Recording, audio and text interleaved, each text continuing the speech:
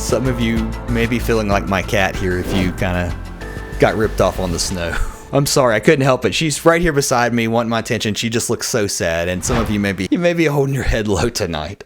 I'm sorry, I couldn't resist that. It was just too good. Oh my! Thanks for checking the video out today, guys. My name is Travis Roberts. If you're new to the channel, normally we're not talking about sad cats. Oh man, you may have your sad cat face on tonight if you were south of the storm track. It looked like it was going to go further north, but clearly we saw the snow though in New York City. You may be doing your happy dance. How much snow did you get, by the way? I'm curious. Drop me a comment down below. If you do, don't just throw a number out. Let me know where you are, city, state, town, wherever you are, and how much snow you ended up getting. I'd love to hear from you in the comments below, especially after a big snow like this. It's always interesting to see those numbers. And I've seen some numbers come out of from the National Weather Service, some numbers out of Connecticut. Very impressive with some of that banding that set up. Farmington, Connecticut picked up a big dump of snow and areas to the east of that too. And it really came down heavy at times this morning. And now everything is pretty much gone. We're looking at our storm now well off the east coast here. It's going to wind up. It's going to put some snow into Nova Scotia through the overnight hours and then bomb out here in the North Atlantic.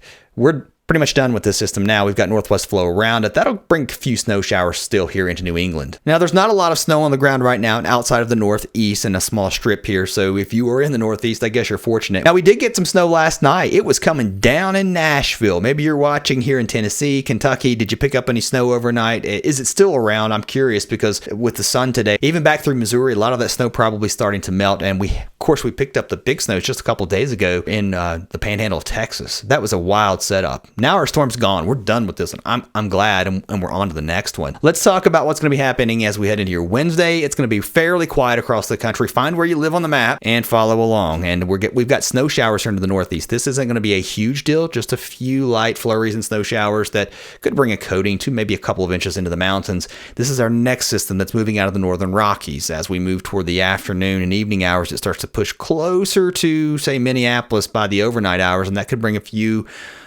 inches of snow at best in a few places. South of it across Iowa, too warm for snow. It's hard to believe, right? We're talking about maybe just rain here from Chicago south, north of that, up towards Green Bay, even Madison, some snow here, light snow that is, into Michigan, toward Detroit. I think it's mostly rain north of that, toward the thumb of Michigan, into the lower peninsula. We're looking at all snow here. And then as we move into Thursday afternoon, that starts to push into the northeast. By Thursday evening, this clipper system puts the snow now into, it looks like, northern parts of New York. So Buffalo, you'll get some snow out of this. I think Albany, it may just be to your north. It's just kind of splitting you, right?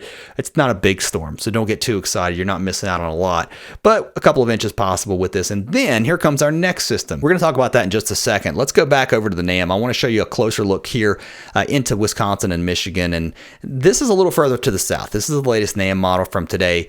Again, remember I just showed you the European. It was showing all rain here for Iowa, potentially some snow. You're on that line where it's so close, but very solid here in Michigan with that rain down toward Detroit and then back up toward the lower peninsula, keeping it all snow here. And then here comes the snow into the northeast as we move into the day, Thursday afternoon into Friday morning. This could impact the morning commute across northern parts of New England. Here along the coastal areas of Connecticut to New Jersey, look, it's to your north this time. Here comes our second system. I think that's going to be an interesting one to watch. Let's back up and take a look at the numbers first on that first system that moves through South Dakota, across the Midwest here. A couple of inches possible. Kind of ramps up again as it moves across Michigan. And again, these numbers here could be better than 2, 3, maybe even 4 inches of snow, but this isn't a big snow, right? I feel your pain, but unfortunately, this will not be your solution to that. That snow shifts off to the east. Again, a couple of inches possible for northern parts of New England. Now let's talk about our second system. I've rewound time here back here to Wednesday as our system moves into the west coast. We're going to talk about this one now. There goes our system through the Great Lakes. It's going to bring heavy rain and snow here. This one will eventually impact parts of the mid-Atlantic. It's a little bit further south than this one, and it's going to bring some snow not only to the Rockies, but eventually to places a little bit further south, I think. So this could be a light snow for Iowa, parts of Nebraska, across Illinois and Indiana. Maybe even Missouri. You may get a little more snow as we head into Friday and then Friday night into parts of Kentucky. And then early Saturday morning, it looks like, for the mountains of Virginia, West Virginia. And then will it get east of the mountains? Is this going to be our first snow in Richmond in quite a while? Is this going to get snow into DC? If it was going to ever do it, I think this is kind of the track that you'd want to see. And of course, go back 12 hours ago, the models were quite a bit further to the south. The newest model from the European, much further to the north. I'm not even going to start playing that game where we're lining up where a storm's going to be now. On Saturday, it's Tuesday. evening, if you watch this in a few days and say, you said it was going to snow, I'm not saying it's going to snow here yet. I'm saying your chances of seeing snow are better here than they were maybe a couple of days ago. Chances are going up. All right, so once this goes by, it's going to stay relatively cold. And look, another clipper system tries to potentially impact the New England as we head toward the beginning of next week. So the areas that just saw the snow across the Northeast, it's probably not going to be going anywhere because look at these high temperatures. Fairly mild, though, across the Mid-Atlantic. We'll be back into the 40s and 50s here from Richmond all the way south into the Carolinas. We'll be into the 60s, even back across parts of West Virginia up into Ohio, back into the 50s. But here where we just saw the snow, we'll struggle to get into the 30s heading into tomorrow. And look, it stays cold all the way into the weekend. So by Friday, even into Saturday, we've got high temperatures barely breaking freezing here in the Northeast. And by Sunday, we start to back into the 40s.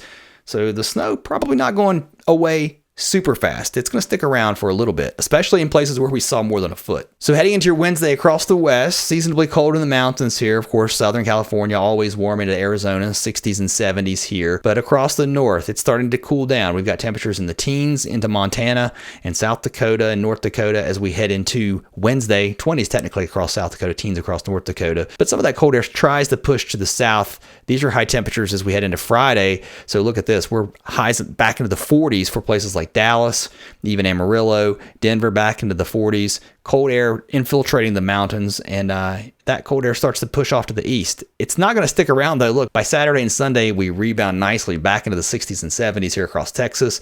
60s almost all the way to southern Nebraska by the time we get into Sunday. And across the west, look at this. One storm moving in, heading into Wednesday, another storm moving in by the weekend, and potentially another one with a more southerly track as we head into the first part of next week. That could impact parts of Southern California once again. So I think we're in an active weather pattern. I don't think that has changed. Multiple storms moving across the country. Any one of these at any time could blow up into something. You never know, especially as we head into March. Guys, I'll keep you updated. Thanks for watching. I'll see you next time.